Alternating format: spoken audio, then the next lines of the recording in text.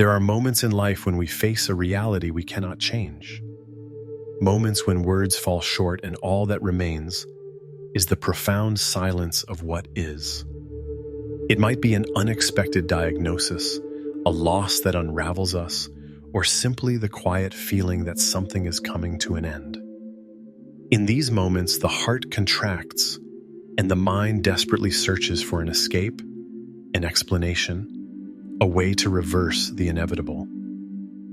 This resistance is natural. Throughout our lives, we've learned to fight, to solve, to find solutions. But there's a territory of the soul where fighting becomes added suffering, where resistance is like trying to stop a river with your hands.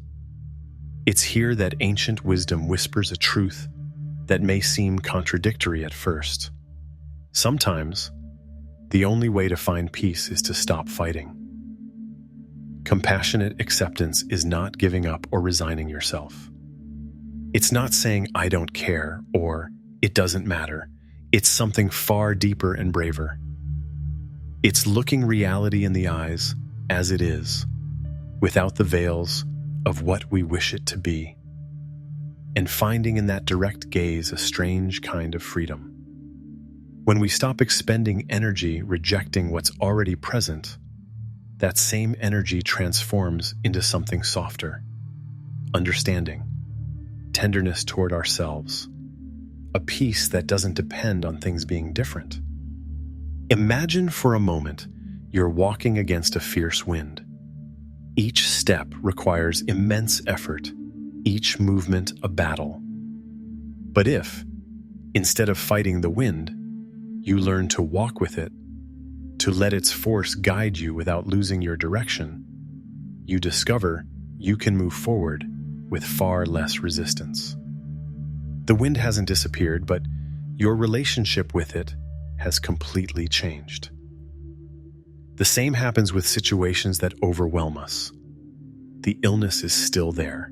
The loss doesn't fade. The fear of the unknown still beats in our chest.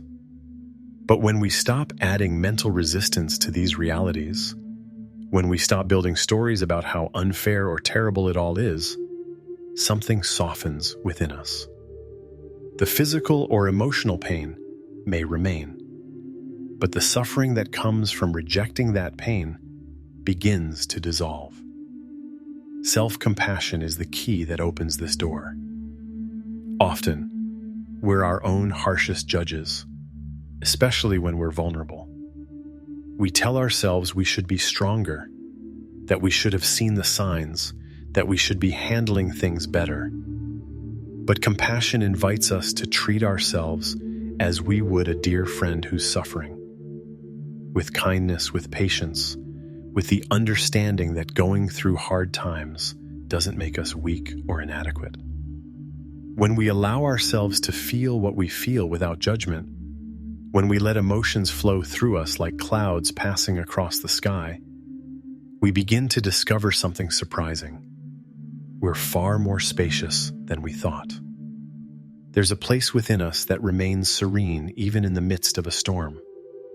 It's not that we don't feel pain or sadness, but we start to realize these feelings are like waves that come and go in an ocean deeper and more stable than any particular emotion. This is the first insight on the path to compassionate acceptance. Recognizing that we are not our thoughts or feelings, no matter how intense they are. We are the conscious space in which these thoughts and feelings appear and disappear. And this space, this awareness that observes, can never be harmed by what it witnesses. Maybe right now you feel these words sound good in theory, but your reality is too overwhelming for such reflections. That's understandable. When your heart is broken or your body aches, talk of acceptance can seem almost cruel. But the invitation isn't to accept everything all at once, as if you could leap from total rejection to complete peace in one bound. Compassionate acceptance is more like learning to breathe underwater. At first, you can only hold your breath for a few seconds, but with practice and patience, you develop the ability to stay in that different state longer. Similarly, we can start with small moments of acceptance, brief instances when we stop fighting and simply be with what is. Perhaps it's during a deep breath, when for a moment we let fear be there without trying to change it. Or maybe it's in those seconds of silence between one worry and the next, when we touch, even fleetingly, that place of stillness within us. These small moments are seeds that, over time, grow into an entirely new way of relating to life.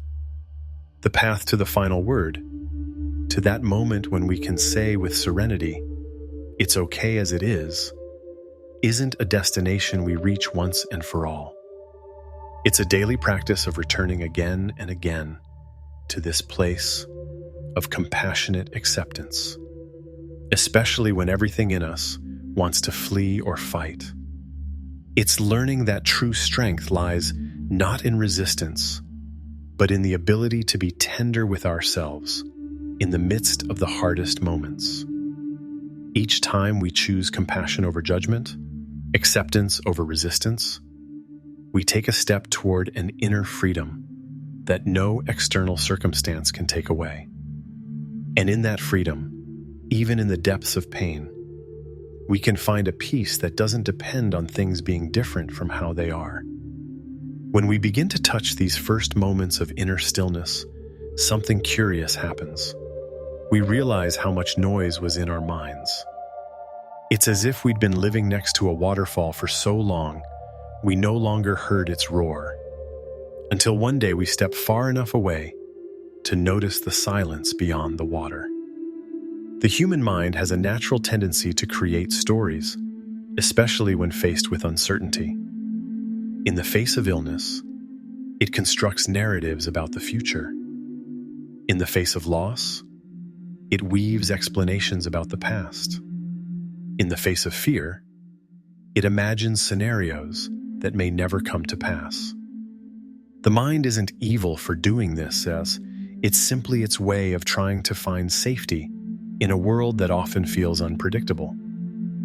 But there's a fundamental difference between observing these thoughts and being swept away by them. You can notice your mind saying, "What if I get worse?"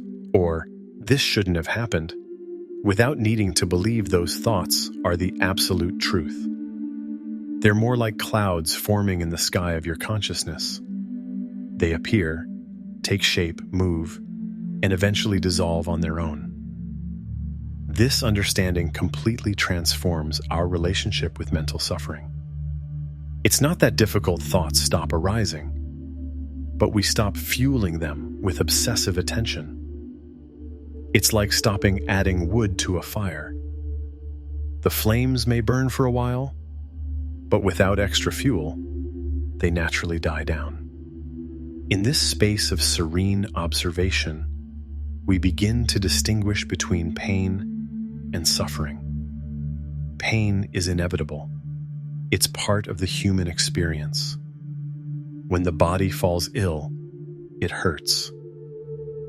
When we lose someone dear, the heart aches. When we face our own mortality, fear arises. This is natural, and there's nothing wrong with it. Suffering, on the other hand, is what we add to pain. The resistance, the story we build around what's happening, the internal struggle against reality. It's the difference between feeling sadness and telling ourselves we shouldn't be sad, between experiencing fear and judging ourselves as cowardly, between living physical pain and adding the anguish of thinking it will never improve. Imagine you have a wound on your hand. The wound hurts. That's a fact. But if you constantly touch it, scratch it, or irritate it by worrying about it, the pain multiplies. The original wound is still there, but you've added unnecessary inflammation. Something similar happens with our emotional and existential wounds. The wisdom that emerges from conscious observation teaches us we can allow pain to be present without adding layers of suffering. We can feel sadness without resisting it, experience fear without fighting it, live uncertainty without needing to resolve everything immediately. This isn't an easy practice, especially when we're overwhelmed by situations.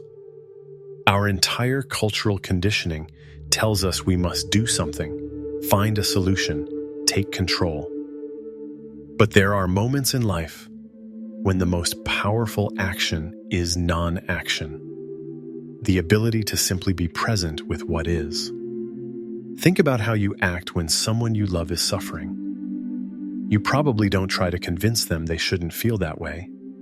Instead, you sit by their side, offer your presence. Let them express what they feel without judgment. That same attitude is what we can cultivate toward ourselves.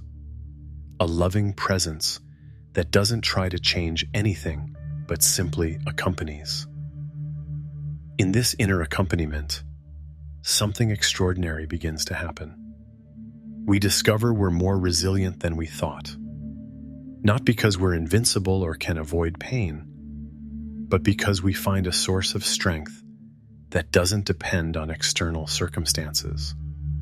It's like discovering deep roots that keep you steady, even when life's winds blow fiercely. The practice of being present with what is, without adding resistance, connects us to a wisdom beyond rational understanding.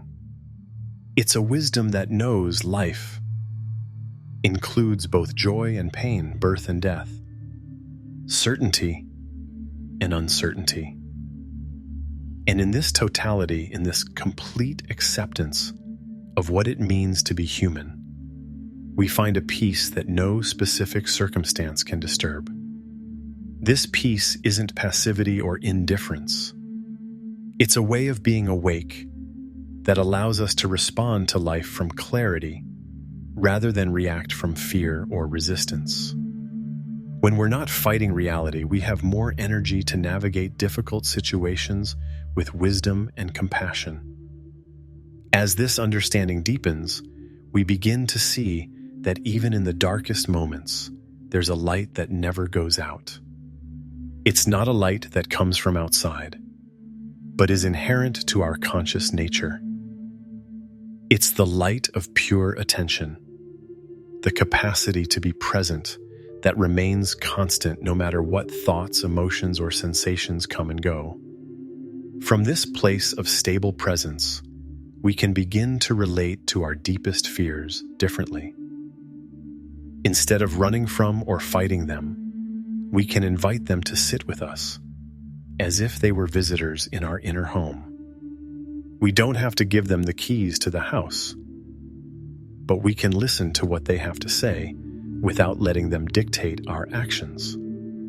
The fear of death, loss, pain, or the unknown, all these fears carry valuable information about what we value most in life. When we listen to them without being swept away, they connect us to the precious fragility of human existence. And paradoxically, this allows us to appreciate each moment more deeply. There's a special stillness that comes when we stop running from our deepest fears. It's as if, after years of running, we finally stop and realize what was chasing us was our own shadow. By turning to face it, we discover it doesn't have the power over us we thought it did. In this intimate encounter with what we fear most, something transforms within us. It's not that fear disappears completely, but we lose our fear of fear.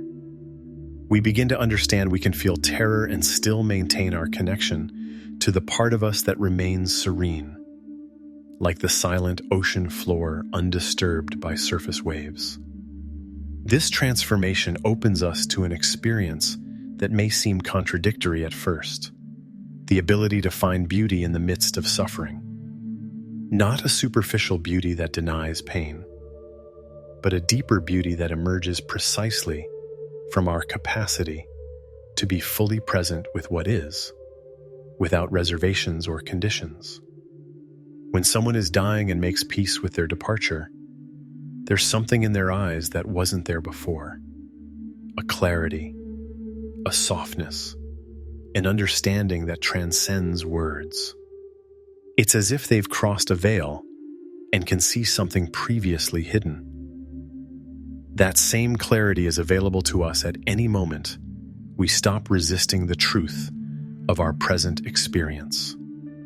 Impermanence, that fundamental characteristic of all existence, stops being something we fear and becomes something that liberates us. When we truly understand that everything is constantly changing, that nothing stays fixed forever, we find a strange comfort. If pain is impermanent, so it is. If illness has a temporal course, so it does. If life itself is transient, then every moment becomes infinitely precious. This understanding of transience doesn't lead to despair, but to a deeper appreciation of what we have now. It's like someone who knows they're watching their last sunset and observes it with an attention and love they've never experienced before. We don't need to be literally in our final days to live with that intensity of presence. Each breath becomes a gift when we stop taking it for granted. Every conversation with a loved one gains new depth when we remember we don't know how many more we'll have. Every moment of physical well-being becomes a cause for gratitude when we've known the body's fragility. The gratitude that arises from this understanding isn't forced or artificial. It's not the kind of gratitude we demand of ourselves because we should be grateful. It's a natural recognition that emerges when we see clearly. It's like waking from a dream and realizing what we thought was a nightmare had aspects we hadn't noticed before. In this awakening, we begin to let go of the small worries that once consumed so much time and energy. Petty arguments, old resentments, the need to be right, the desire to control how others see us, all these lose their importance in the face of what's essential. It's as if we've been carrying a backpack full of stones for years and finally realize we can set them down. This letting go isn't a bitter renunciation, but a joyful liberation. Each weight we release allows us to walk lighter, to direct our attention to what truly matters. And what truly matters, we discover, isn't the things we thought were so important, but the capacity to love, to be present, to connect authentically with life as it unfolds. In this process of essential simplification, many discover they have more to give than they thought. When we stop expending energy resisting what we can't change, that energy is freed to express itself in more creative and loving ways. It's as if suffering, when embraced consciously, transforms into compassion, not only for ourselves, but for all beings who suffer. We begin to see that our personal pain connects us to universal pain. We're not alone in our suffering. We're part of a humanity that has experienced loss, illness, fear, and death since the beginning of time. This understanding, far from increasing our suffering, lightens it. It's like discovering we belong to a much larger family than we thought. From this expanded perspective, our personal problems don't disappear, but they're framed in a broader context. We see that the pain we're experiencing is part of the human condition, not a personal failing or specific punishment. This allows us to treat ourselves with greater kindness and understanding. The compassion we develop for ourselves naturally extends to others.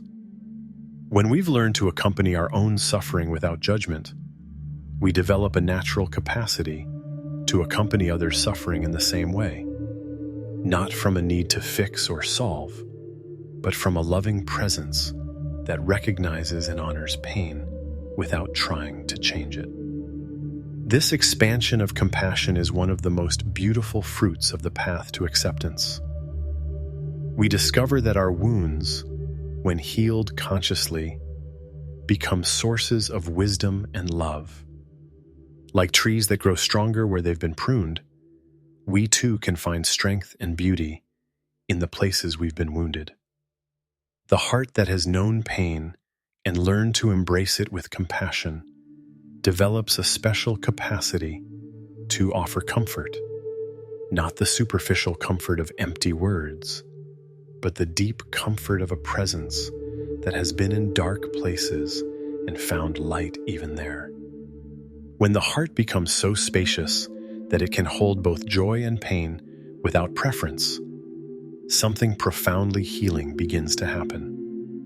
It's as if we've found an inner place where we can rest, no matter what storms are passing on the surface of our lives. This place isn't an escape from reality, but its very center. In this center, we discover that the word final takes on an entirely different meaning.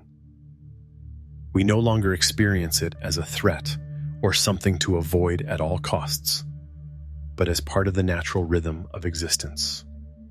Like the pause between breaths, the silence between musical notes that gives the melody meaning, the restful night that gives purpose to waking. There's profound wisdom in recognizing that endings are also beginnings. Every moment that ends gives way to the next. Every cycle that completes allows another to be born. The seed must die for the tree to grow. The caterpillar must dissolve completely for the butterfly to emerge. In nature, transformation always requires some kind of death of what was to allow the birth of what will be. This understanding invites us to completely reconsider our relationship with endings in our own lives. The end of a period of health can be the start of a deeper understanding of what truly matters. The end of a relationship can open space for forms of love we didn't know. The end of life itself can be seen not as an absolute loss, but as a transition to something our limited minds can't fully comprehend. It's not about denying the natural sadness that accompanies losses, but seeing that sadness can coexist with a broader understanding. We can grieve for what's leaving and still trust in the larger process we're part of. It's like standing on the shore, feeling nostalgia for the waves that recede, while knowing new waves are constantly arriving. At this point in the journey, many experience what can only be described as a profound reconciliation, not necessarily with the specific circumstances they're living, but with life itself in all its complexity. It's as if, after years of being in conflict with existence, we finally sign a peace treaty.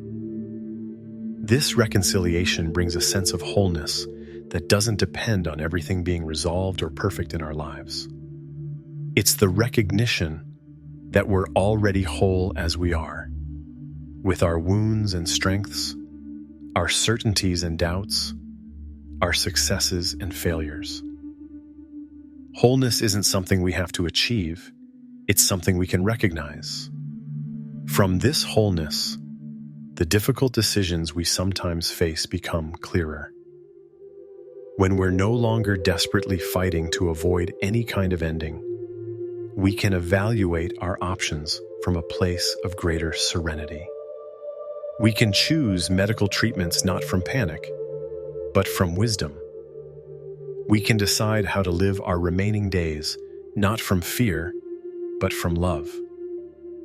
This clarity also allows us to communicate more authentically with those around us. When we've made peace with our own vulnerability, we can talk about our fears and hopes without needing to shield others from the truth. We can offer our genuine presence instead of pretending to a strength we don't feel. Conversations become more real, deeper. We no longer need to keep up appearances or pretend everything's okay when it's not. This honesty, far from pushing people away, often brings them closer. There's something deeply moving about the authenticity of someone who has stopped hiding behind masks. In this space of shared honesty, the possibility of relational healing arises. Old resentments can dissolve when we see how small they are compared to the love we truly feel. Words that needed to be said finally find their moment. Forgiveness that seemed impossible suddenly becomes natural. The urgency of impermanence helps us prioritize what's essential in our relationships.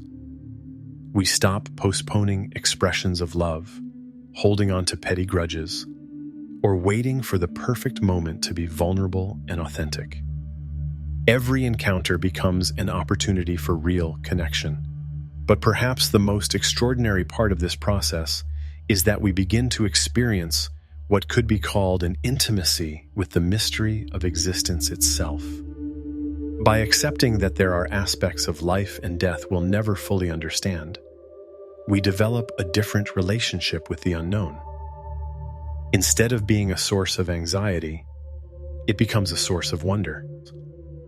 This intimacy with the mystery connects us to something that transcends our personal concerns. It's as if we realize we're part of something far greater and more beautiful than we could have imagined. Not necessarily religious in the traditional sense, but something beyond our limited understanding that includes us completely. From this expanded perspective, even our deepest sufferings can be seen as part of a cosmic dance we're privileged to be part of. It's not that pain stops hurting, but we find a context in which even pain has its place and purpose in the great tapestry of existence. This understanding prepares us for what we might call the grace of a conscious ending, where the final word isn't spoken from fear or resistance, but from a place of deep acceptance and inner peace. There comes a moment in this journey when the final word stops being something we fear and becomes something we can say with serenity. Not because we've come to desire the end, but because we've learned there's a way to be with any experience that transforms its very nature. It's like learning a new language, the language of unconditional presence. In this language, the word yes holds transformative power. Yes to what is, yes to what has been, yes to what will be. Not a passive or resigned yes, but an active yes that emerges from the deep recognition that life, in all its complexity, is an extraordinary gift, even when wrapped in the paper of pain. When we can say yes to our complete experience, something miraculous happens. We stop being victims of our circumstances and become conscious participants in our own lives. Even in situations we wouldn't choose, we find spaces of choice. We can choose how to breathe, how to hold our heart, how to direct our attention, how to relate to each moment that arises. This capacity for conscious choice restores our dignity even in the hardest moments. No one can take away our freedom to choose our attitude, our inner response, the quality of our presence. In this irreducible freedom, we find something that remains untouched, no matter what's happening in the outer world. The fear of death, which may have been the undercurrent of many of our anxieties, begins to transform into a serene curiosity. Like a child wondering what's behind a closed door, we start to relate to the unknown not as a threat, but as an integral part of the adventure of being alive. This transformation of fear into curiosity frees us to live the days we have more fully. When we no longer expend so much energy avoiding thoughts of death, that energy is freed to embrace life more deeply. It's paradoxical. Accepting death allows us to live more intensely. At this point, many experience what can only be described as a sense of coming home. Not to a physical place, but to a state of being where we finally feel whole and at peace with ourselves. It's as if we've been traveling our whole lives and finally found the place where we belong, which turns out to be exactly where we've always been. This sense of inner home becomes a refuge we carry wherever we go. We no longer depend on external circumstances being perfect to feel at peace. Peace becomes an inherent quality of our way of being in the world, like the fragrance a flower carries with it. From this place of inherent peace, we can offer others what they need most. Not advice or solutions, but simply our serene presence. There's something deeply healing about being near someone who has made peace with life. It's like being near a warm fire on a cold night. You don't need to do anything special. Just be there to feel the warmth. This healing presence becomes our gift to the world. Each person who touches this inner peace carries a seed of that same possibility. It's like ripples spreading when you toss a stone into a lake. The effect extends far beyond what we can see. When the time comes to say the final word, whether about a life stage, a relationship, a capacity we're losing, or life itself, we can do so from this place of fullness. It's not that we've solved all our problems or achieved everything we wanted. Rather, we've reached a place where we recognize we're already enough as we are. This conscious final word has a special quality. It's not a surrender, but a yielding. It's not a defeat, but a culmination. It's like the final note of a symphony that, though marking the end of the music, contains all the beauty of what came before. In this conscious yielding, we discover we were never truly separate from the source of all life. The river we are meets the ocean it was always part of.